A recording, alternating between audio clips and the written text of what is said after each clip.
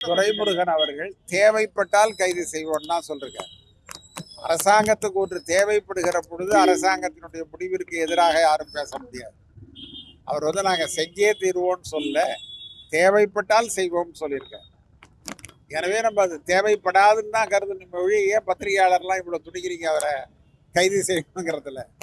நான் என்ன சொல்றேன்னா, முதலமைச்சர் ஸ்டாலின் அவர்கள் ரொம்ப நிதானமானவர், ரொம்ப பொறுமையானவர், அவசரப்பட்டு அரசியல் முடிவுகளை எடுக்காதவர். நீங்க எடுத்தேன் கவிழ்த்தேன் என்கின்ற அரசியல் அவரிடம் இல்லை.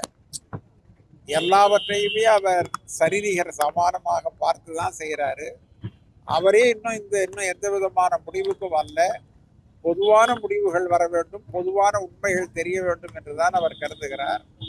காங்கிரஸ் கட்சியும் அதுதான் கருது. இதை ஒரு மனிதாபிமான பிரச்சனையா பார்க்கணுமே ஒழிய அரசியலாக ஆக்க வேண்டாம். யாருக்கு எதிராகவும் இதை கொண்டு செல்ல வேண்டாம். ஆளுங்கட்சிக்கு எதிராகவோ அல்லது விஜய்க்கு எதிராகவோ கொண்டு செல்றதுனால மக்களுக்கு எந்த பலனும் கிடையாது. உதாரணமா சில பேர் சொன்னாங்க, அவரு செந்தில் பாலாஜிக்கு இதுல தொடர்பு இருக்குன்னு சொன்னாங்க. நான் கரூர் சென்ற அந்த புகைப்படங்கள், அந்த வீடியோவெல்லாம் அங்குலமாக பார்த்தேன். அங்க இருக்கிறவர்களையும் நான் விசாரித்தேன். செந்தில் பாலாஜிக்கெல்லாம் இதுல எந்த விதமான ஈடுபாடும் கிடையாது. அவர் இது உள்ளார தலையில்லை, அவரால்லாம் எதுவும் நடக்கல. எனவே இதை நாம ஊதி பெரிதாக்க வேண்டாம். வருங்காலத்துல இதை மாதிரி நிகழாமல் நாம் தடுக்க வேண்டும். ஆனால் தமிழகத்துல அது இல்லாம போயிட்டு, ஜெயலலிதா அம்மையார் அவர்கள் முதல்வராக இருந்த பொழுது மகாமக குளத்துல குளிக்க போனாங்க. அவங்க குளிக்கிறத பார்க்கறதுக்காக போன மக்கள்ல 50,000 பேர் 50 பேர் செத்து போனாங்க. நீங்க எவ்வளவு பெரிய பரிதாபம். அதன் பிறகு அதை போன்ற நிகழ்ச்சி வராமல் தடுக்க வேண்டியது நம்முடைய கடமை. அது ஆளுங்கட்சி, எதிர்கட்சி, அதிகாரிகள், கூட்டம் நடத்துகிறவர்கள் எல்லாருடைய பொறுப்பும் தான். எனவே இதுல ஒரு தரப்பை குற்றம் சொல்வதனால் நமக்கு எதுவும் வந்துட போறதில்லை. கூட்டம் நடத்துகிறவர்களும் நமக்கு இவ்வளவு பெரிய கூட்டம் கூட்டுகிற சக்தி இருக்கிறது, அதை பாதுகாக்க வேண்டிய பொறுப்பும் நமக்கு இருக்கிறது என்கின்ற அக்கௌண்டபிலிட்டி அவர்களுக்கும் இருக்கணும். ஒரு கூட்டத்தை கூட்டிட்டு பெரிய நாசம் ஏற்பட்ட பிறகு அதை மறந்து போறதுல எந்த விதமான பொருளும் இல்லை. எனவே எல்லாவற்றையும் பார்க்கணும். அதைத்தான் காங்கிரஸ் கட்சி சொல்லுகிறது. அதுதான் எங்களுடைய. இப்ப பாத்தீங்கன்னா மாநில அரசு நீங்க சொன்ன மாதிரி நிதானமா கையாளக்கூடிய முதல்வர் ஒரு நபர் ஆணையத்தை நிர்ணயிச்சு அது மூலமா ஆணைக்குழுக்கள் தகவல்லாம் சேகரிச்சு அது மூலமா நடவடிக்கை சொல்லியிருக்க நிலையில மத்திய பாஜக 7 பேர் கொண்ட குழு அனுப்பி ஒரு ஆய்வு பண்ணிருக்காங்க. அப்ப இது பாஜக அரசியல் செய்தா அப்படின்னு எடுத்துக்கலாமா, இல்ல இவங்க மேற்கொள்ளக்கூடிய ஆய்வு நடவடிக்கை மேல? ஏற்கனவே நாங்க சொல்லிட்டோம், பாரதிய ஜனதா இதில் அரசியல் செய்கிறது. ஏன்னா நீங்க மணிப்பூர்ல அவ்வளவு பெரிய கலவரம் ஏற்பட்டது. ஏறக்குறைய 1000 பேர் அடித்து கொல்லப்பட்டார்கள். 2 பெண்கள் நிர்வாணப்படுத்தப்பட்டு ஊர்வலமாக அழைத்து வரப்பட்டார்கள். அது மீடியாவில் உலகம் பூரா போச்சு. இந்திய பெருமை என்று இவர்கள் சொல்லுகிறார்களே, அந்த பெருமை சந்தியா சிரிச்சுதாங்க. ஆனால் அப்பொழுதெல்லாம் பாரதிய ஜனதாவினுடைய உண்மை கண்டறியும் குழு அந்த மாநிலத்திற்கு போகல. அதே போல உங்களுக்கு அயோத்தியில ஏற்பட்ட பிரச்சனைகள், கும்பமேளாவில் ஏற்பட்ட பிரச்சனை, கும்பமேளாவில் 500 to 800 பேர் வரைக்கும்லாம் செத்து போயிருக்காங்க. ஆனா அவைகளுக்கெல்லாம் பாரதிய ஜனதா உண்மை கண்டறியும் குழுவை அனுப்பல.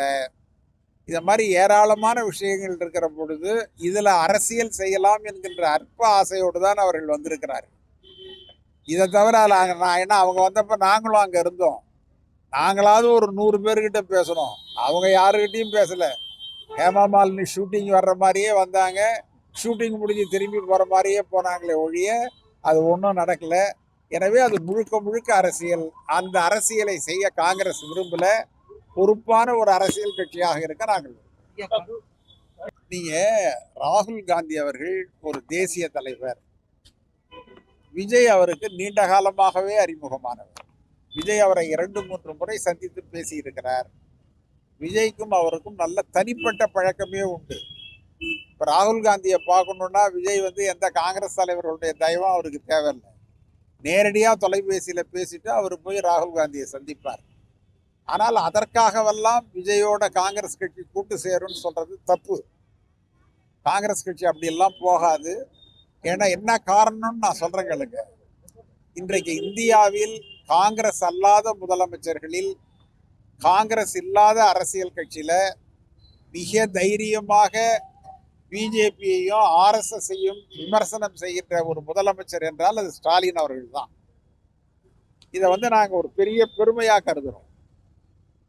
நாங்க அதை போன்ற ஒரு உயர்ந்த இடம் எங்களுடைய இதயத்துல அவருக்காக இருக்கு, குறிப்பா எங்க தலைவருக்கு இருக்கு. எனவே இதை போலவெல்லாம் ஒரு அரசியல் செய்ய காங்கிரஸ் தலைமை எப்பொழுதும் விரும்பாது. ஆனா அதுக்காக நாங்க திராவிட முன்னேற்ற கழகத்தை ஆதரிக்கிறோம், ஸ்டாலின் எங்களுக்கு வேண்டியவருங்கிறதுக்காக இன்னொருத்தவங்க கிட்ட பேசாமையோ அவர்களுடைய கருத்தை கேட்காமலோ இருக்க முடியாது. இவர் ஒரு நண்பர், அந்த வகையில அவரிடம் பேசினார். அவரும் ஒரு நெருங்கிய நண்பர், அவர்கிட்டயும் என்னன்னு கேட்டுக்கிட்டார். அதனால எந்த தப்பும் இல்லை. இந்த நட்புல ஒரு நாணயம் உண்டு, ஒரு நேர்மை உண்டு, எல்லாவற்றுக்கும் மேலாக ஒரு பேராண்மை உண்டு. இது இழிவாக யாரும் சிந்திக்க வேண்டாம். அப்ப இது மூலமா திமுக கூட்டணி தொடரும் எடுத்துக்கலாமா வரக்கூடிய தேர்தலையும்? நிச்சயமா, அதெல்லாம் ஒண்ணு மாற்று கருத்து இல்லை. இதுக்கும் கூட்டணிக்கும் வித்தியாசம் கிடையாது. நாங்க கூட்டணியில எங்களுக்கு அதிக இடங்களும் அதிகாரத்துல பகிர்வும் தான் கேட்கிறோம். அது நட்புக்கு விரோதமானதோ நட்புக்கு எதிரான ஒரு இலக்கணமோ அல்ல. அதையும் நாங்க தோழமையோட தான் சொன்னமே ஒழிய எதிர்ப்பா சொல்லல. அதுக்காக நாங்க திமுக கூட்டணியை விட்டுருவோம், விஜய் கிட்ட பேசுறதுனால நாங்க திமுகவுக்கு எதிர்ப்பு, இதெல்லாம் தயவு செஞ்சு நினைக்காதீங்க. அப்படிலாம் செய்திகளை உடனுக்குடன் தெரிந்து கொள்ள கீழ்கண்ட கேபிள் மற்றும் டிடிஎச் நெட்வொர்க்குகளில் எம்நாடு செய்தி தொலைக்காட்சியை காணுங்கள். பாதகம் செய்பவரை கண்டால் நாம் பயம் கொள்ளலாகாது பாப்பா. மோதி மிதித்து விடு பாப்பா, அவர் முகத்தில் உமிழ்ந்து விடு பாப்பா. அண்மை செய்திகளை உடனுக்குடன் தெரிந்து கொள்ள இணைந்திருங்கள் எம்நாடு தொலைக்காட்சியுடன்.